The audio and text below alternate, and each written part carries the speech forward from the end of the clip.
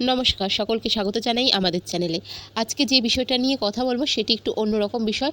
হয়তো অনেকেই যারা রয়েছেন তারা জানেন যে আমাদের ক্ষেত্রে বা আমাদের পরিচিত প্রচুর মানুষের ক্ষেত্রে এমন হয় রাত্রিবেলা 2টো বাজার থেকে 3টে বাজার মধ্যে অনেকের ঘুম ভেঙে যায় এবং কিছু ক্ষেত্রে ঘুম না ভাঙলেও সেই সময় ঘুমটা এমনটাই পাতলা থাকে যে কোথায় কোনো আওয়াজ হলে, পাশে কেউ কথা বললে বা বারবার নিজের শোয়া, নিজের পজিশন নিয়ে সমস্যা হতে থাকে। বাস্তু রিলেটেড কিছু সমস্যার কারণে কিন্তু অনেক সময় এরকম ধরনের সমস্যা হয়ে থাকে। সকলকে স্বাগত জানাই আমাদের চ্যানেলে। আপনার দিনটা শুভ হোক এই প্রার্থনা করে আজকের ভিডিওটি শুরু করছি। আমাদের বাড়ির বাস্তুশাস্ত্র অনুযায়ী যদি বলা যায় তবে রাতে বারবার ঘুম ভেঙে যাওয়া বা গভীর রাতে ঘুম না হওয়া বা রাত্রি বিশেষ করে 2টো থেকে 3টা পর্যন্ত এই সময় ঘুম ভেঙে যাওয়ার কিছু বাস্তুদোষ বা বাস্তু সম্পর্কিত ছোট ছোট ভুলের কারণেও হয়ে থাকে। তো চলুন জেনে নেওয়া যাক সেগুলো কী এবং কীভাবে আপনাদের ঠিক করলে সমস্যা থেকে মুক্তি পাবেন। প্রথমে বলে নিই কিছু বেসিক ভুল যেগুলো আমাদের করা উচিত না, সেটা হচ্ছে মাথার দিকের ভুল থাকা। উত্তর দিকে মাথা দিয়ে ঘুমালে কিন্তু পৃথিবীর চৌম্বকীয় ক্ষেত্রে অর্থাৎ ম্যাগনেটিক ফিল্ড প্রভাবে রক্ত সঞ্চারের বিঘ্ন ঘটে। এতে কিন্তু ঘুমের ব্যাঘাত অবশ্যই ঘটে। আর অনেক সময় এরকম হয়ে যায় রাত্রিবেলা বারবার ঘুম ভেঙে যায়। এটা ভীষণভাবে সায়েন্টিফিক্যালি প্রমাণিত। এছাড়াও দক্ষিণ পশ্চিম অর্থাৎ সাউথ ওয়েস্ট কোণের দিকে যদি আমরা মাথা দিয়ে ঘুমাই তাহলে বাড়ির দক্ষিণ পশ্চিম কোণ হলো স্থায়িত্ব এবং গভীর ঘুমের দিক। এই দিকটি হালকা হলে, নিচু হলে অনেক সময় দেখবেন আমাদের যে ঘুমাই আমরা, আমাদের যে তোষক থাকে, আমাদের যে বিছানা থাকে ওটা না একটু উঁচু নিচু হয় কোনো কারণ নেই। আমরা অনেক সময় বালিশ ছাড়া যদি ঘুমিয়ে থাকি এই দিকটা নিচু হয়, তখন বলা হয়ে থাকে যে এই দিকটা নিচু হলে নাকি ঘুমে ব্যাঘাত ঘটে বা ঘুম পাতলা হয়ে যায়। আবার যারা এদিকে আমরা সমানভাবে ঘুমোতে পারি তাদের জন্য খুব ভালো, যারা বালিশ দিয়েও ঘুমায় তাদের জন্য কিন্তু এই জায়গাটা ভালো। এছাড়াও বাস্তুমতে কিন্তু মাথার দিকে আপনার মুখমণ্ডল যেদিকে সেদিকে যাতে কোনো রকমের আয়না বা রিফ্লেক্টিং কিছু না থাকে, এই জিনিসটা কিন্তু থাকা ভালো নয়।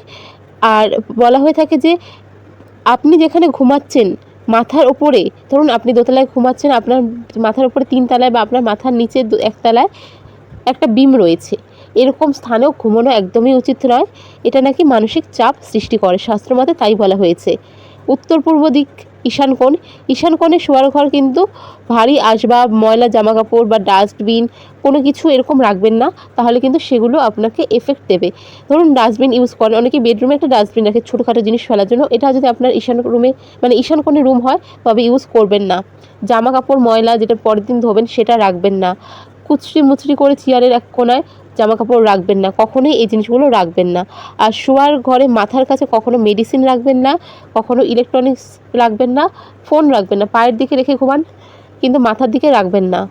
এবার আরও কিছু বিষয় রয়েছে, বলতে গেলে বিভিন্ন আধ্যাত্মিক লোককথা বা লোকপ্রথা বা শাস্ত্রীয় বিশ্বাস অনুযায়ী কিন্তু রাত্রি 2টো থেকে 3টে অর্থাৎ ব্রহ্ম মুহূর্তের আগে যদি হঠাৎ ঘুম ভেঙে যায়, সেক্ষেত্রে কিন্তু কিছু ব্যাপার রয়েছে যেগুলি আধ্যাত্মিক জাগ্রতকরণ অর্থাৎ স্পিরিচুয়াল যে ব্যাপারটা থাকে সেটার একটা অ্যাওয়ারনেস বা সেটা অ্যাওয়েকিং কল।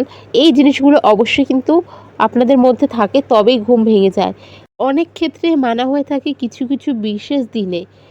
ধরে নিন অনেক ক্ষেত্রে বাড়িতে যদি কেউ মারা গিয়ে থাকে সেক্ষেত্রে একাদশীতে, অমাবস্যাতে, পূর্ণিমাতে বা বিশেষ কিছু তিথিতে বা বিশেষ কিছু সময়ে লোকবিশ্বাস ধরবেন নক্ষত্রের অবস্থান হিসাবে কিছু কিছু ক্ষেত্রে মানা হয় যে লক্ষ্যবিশ্বাস অনুযায়ী আপনার কুলদেবতা, ইষ্ট দেবতা বা আপনার পিতৃপুরুষ যারা গত হয়েছেন তাদের আত্মা আপনাকে কোনো বিপদ সংকেত দিতে বা রক্ষা করতে বা আপনার প্রতি তাদের যে দায়বদ্ধতা, যেটা আমাদের মানা হয়ে থাকে আমাদের ধর্ম অনুযায়ী, বা বলা হয়ে থাকে যেন আপনারা কেমন আছেন সেটা দেখতে আসে। সেক্ষেত্রে তাদের যে আসা বা তাদের যে উপস্থিতি, তার ফলে যে একটা ভারী হয়ে যাওয়ার প্রভাব বায়ু বা ঘর, সেক্ষেত্রে কিন্তু ঘুম ভেঙে যায়।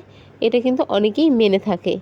এছাড়াও আয়ুর্বেদিক মত যেটা জ্যোতিষশাস্ত্র মেনে নিয়েছে যে রাত্রি 1টা থেকে 3টার মধ্যে শরীরে পিত্ত শক্তি বা লিভারের যে বিষাক্ত পদার্থ দূর করার কাজ, সেটা নাকি সবথেকে বেশি শক্তিশালী হয় যখন আপনারা রেস্ট মোডে থাকেন।